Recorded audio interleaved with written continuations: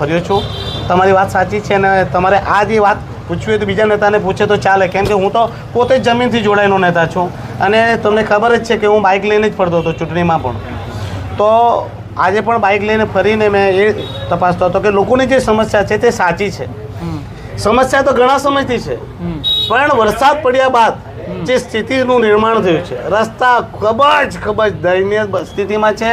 હવે તો ચાલતા ફરવું પણ એ રસ્તા ઉપર મુશ્કેલ છે, કીચડ જ કીચડ છે ને બાઇક લઈને ફરવું ખૂબ જ તકલીફવાળું છે.